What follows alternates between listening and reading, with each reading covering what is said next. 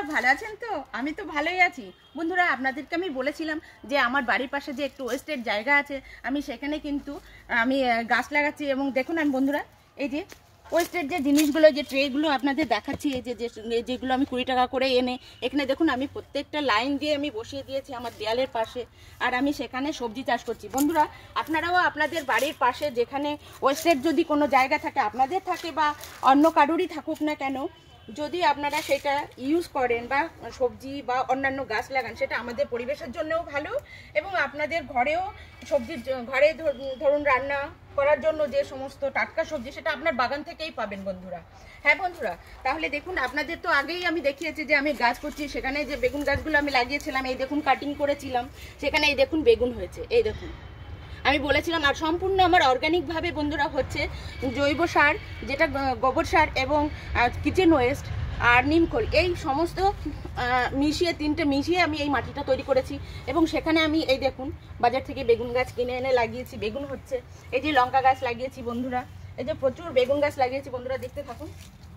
এই দেখুন লঙ্কা হয়েছে গাছে, দেখুন এই যে লঙ্কা হয়েছে বন্ধুরা। আর গাছে দেখুন এই যে ফুল এসছে, এই দেখুন। অতি সহজভাবে সাধারণভাবে কিন্তু আমি গাছগুলো করছি, এমন নয় যে প্রচুর যত্ন করতে হচ্ছে। আপনারাও আপনাদের বাড়ির পাশে যেখানেই হোক আপনারা গাছ করবেন। গাছে আপনাদের যখন ফল আসবে আপনাদের নিশ্চয়ই আনন্দ হবে। আর এই আনন্দ সকলের দেখবেন যেই করুক না কেন তার প্রত্যেকে আনন্দ লাগবে।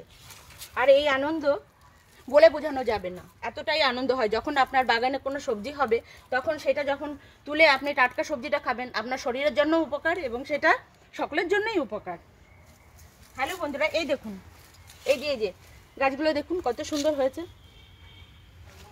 এই দেখুন এই যে প্রচুর ফুল এসছে, এই দেখুন বেগুন, এই যে ছোট বেগুন হয়েছে বন্ধুরা, দেখতে পাচ্ছেন। এই যে লঙ্কা দেখুন, এই যে আমার গাছে লঙ্কা হয়েছে। হ্যাঁ, সব সময় যে বাজার থেকে কিনবেন তা নয়, যখন প্রয়োজন হলো আপনারা আপনার বাগান থেকেই টাটকা সবজি বা লঙ্কা বা বেগুন যাই হোক না কেন, আপনারা সেটা যখন রান্না করবেন তখন আপনাদের ভীষণ আনন্দ হবে মনে বন্ধুরা। আর দেখুন এই যে আমি যে টমেটো গাছগুলো লাগিয়েছিলাম, এই দেখুন কত সুন্দর টমেটো হয়েছে। হ্যাঁ বন্ধুরা দেখুন, দেখতে লাগুন। এই দেখুন এই যে আমি ছিটছি, আপনারা দেখুন আমার এই টাটকা টমেটো রান্না গাছ থেকে তুলে যখন রান্না করব কত আনন্দ হবে, এবং সেটা খেলে আপনারা অর্গ্যানিকভাবে যে পুষ্টিটা সেটা পেয়ে যাবেন বন্ধুরা। দেখুন এই দেখুন এই যে আরো ভেতরে আছে, এই দেখুন। তার মানে কোথায় না আছে, ভেতরে ভেতরেও টমেটো রয়েছে বন্ধুরা, দেখুন। হ্যাঁ বন্ধুরা, আমি একটু কাঁচা টমেটোও ছিঁড়ে দিচ্ছি, এটা আমি রান্না করব ডালের মধ্যে দিয়ে, আপনারাও খাবেন, আপনাদেরও ভালো লাগবে। আর বন্ধুরা দেখুন এই জৈব সার ইউজ করে আমার গাছগুলো কত বড় হয়েছে, দেখার মতো হয়েছে। এমন নয় যে রাসায়নিক সার প্রয়োগ করলেই গাছ ভালো হবে, জৈব সারেও কিন্তু গাছ ভালো হতে পারে বন্ধুরা। দেখুন এই যে প্রত্যেকটা গাছই কিন্তু খুব সুন্দর হচ্ছে, এবং এই যে টমেটো হচ্ছে প্রত্যেকটা গাছে, দেখুন এই যে প্রচুর টমেটো হয়েছে দেখুন বন্ধুরা। এই দেখুন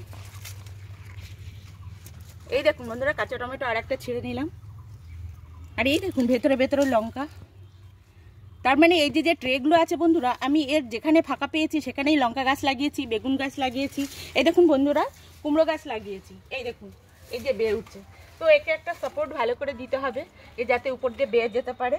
আর যখন কুমড়ো হবে আপনাদের নিশ্চয়ই আমি দেখাবো। দেখুন বন্ধুরা প্রচুর টমেটো হয়েছে।